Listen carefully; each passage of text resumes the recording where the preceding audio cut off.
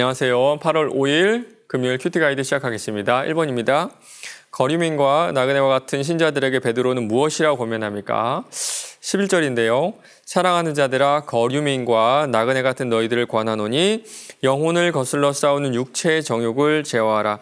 영혼을 거슬러 싸우는 육체의 정욕을 제어하라고 하네요. 무언가 제어해야 될 육체의 정욕이 있고요. 그것은 영혼을 대적하죠. 그 육체의 정욕이 무엇인지 다음 질문을 통해 살펴보도록 하겠습니다. 2번입니다. 신자가 선한 행실로 인해 어떤 일이 일어납니까? 12절입니다. 너희가 이방인 중에서 행실을 선하게 가져 너희를 악행한다고 비방하는 자들로 하여금 너희 선한 일을 보고 오시는 날에 하나님께 영광을 돌리게 하려 함이라. 이방인들이 크리스천들을 비방하는데 그 이유가 악행 때문이라고 하네요. 학자들은요, 여기 나온 악행이 크리스천들이 무언가 악한 일을 행했다라는 뜻이 아니라 하나의 낙인이라고 합니다.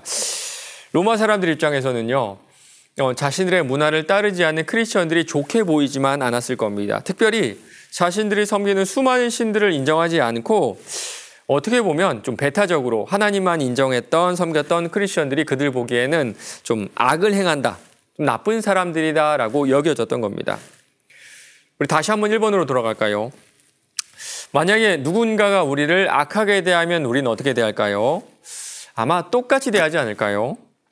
겉으로는 드러나지 않아도 마음으로는 똑같이 미워하고 또 싫어하고 악을 행할 겁니다. 맞습니다. 베드로가 말한 육체의 정욕이 바로 이거예요. 악을 악으로 대하는 것. 저주를 저주로 안 갚음하고 싶은 우리의 본심, 우리의 본성. 그래서 악을 악으로 대하는 그들에게 선한 행실로 대응하라고 하죠. 바로 그때 우리 하나님은 그들의 입을 통해 영광을 받으세요. 3번입니다. 우리에게 주어진 자유로 하나님의 종같이 사는 모습은 어떤 모습입니까? 16절, 17절입니다. 너희는 자유가 있으나 그 자유로 악을 가리는 데 쓰지 말고 오직 하나님의 종같이 하라. 무사람을 공경하며 형제들을 사랑하며 하나님을 두려워하며 왕을 존대하라. 저는요, 이 말씀을, 이 권면을 이렇게 요약하고 싶습니다. 무례하지 않은 크리스천, 무례하지 않은 기독교인. 크리스천은요, 좋은 이웃으로 좋은 시민으로 살아가야 됩니다. 죄의 짐으로부터 자유케 된 우리는요, 그 자유를 가지고 세상을 대적하는 것이 아니라 세상을 존중해 나갈 수가 있어요. 긴장과 분노가 넘치고 불법과 편법이 판치는 이 시대를 기꺼이 위로할 수 있는 자유가 우리에게 있는 겁니다. 4번입니다. 본문에서는 선한 행실을 통해 불신자들에게 복음을 전할 수 있음을 말합니다. 그 선한 행실 중에 무엇을 본문이 말하고 있는지 그 의미를 묵상해 봅시다. 큐티 오른쪽 아래에 오늘의 말씀란이 있는데요. 이렇게 나오네요.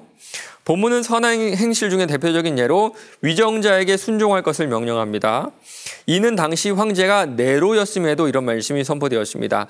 이는 설령 지도자가 마음에 들지 않아도 하나님께서 세우신 권위이기에 그 권위 아래에 기꺼이 자신을 두는 태도를 의미합니다. 대한민국 사람인 우리에겐 참 불편한 말씀이죠. 보수와 진보로 철저하게 나뉘어져 있는 대한민국 크리스천들에게는 참 받아들이기 힘든 말씀 같습니다. 물론 본문에 나오는 순종이요, 맹목적인 복종을 의미하는 것은 아닙니다. 그러나 위정자들은 하나님께서 세우셨다는 것, 이 믿음 하나는 잃지 않으시기를 바랍니다. 5번입니다. 위정자들에게 순종함이 선한 행실이라고 말씀합니다. 이는 당시 상황을 살펴보면 이런 명령은 따르기 힘든 어려운 말이었습니다.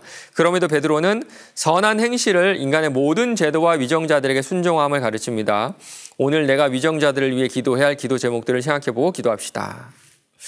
본인만의 정치색을 갖는 것은 참 좋은 일이라고 저는 생각을 합니다. 그러나 다시 한번 말씀드리지만 이 믿음 하나는 꼭 있었으면 좋겠어요. 하나님은 보수의 하나님이 아닙니다. 하나님은 진보의 하나님이 아닙니다. 하나님은 보수와 진보, 정치를 뛰어넘는 우리 모두의 하나님이세요. 우리는 한 아버지를 모시고 있는, 같은 아버지를 모시고 있는 자녀들이고요. 같은 아버지를 모시고 있는 자녀들로서 우리는 서로를 위해 기도해야 할 책임이 있지 않을까요? 다른 정치 성향을 가졌다고 해서 비판하고 배척하는 것은 한 아버지를 가진 가족의 모습은 아닐 것 같습니다. 오늘 하루도 이웃과 위정자들 위해 기도함으로 우리 아버지께 영광을 돌리시는 저 여러분 되시길 바랍니다.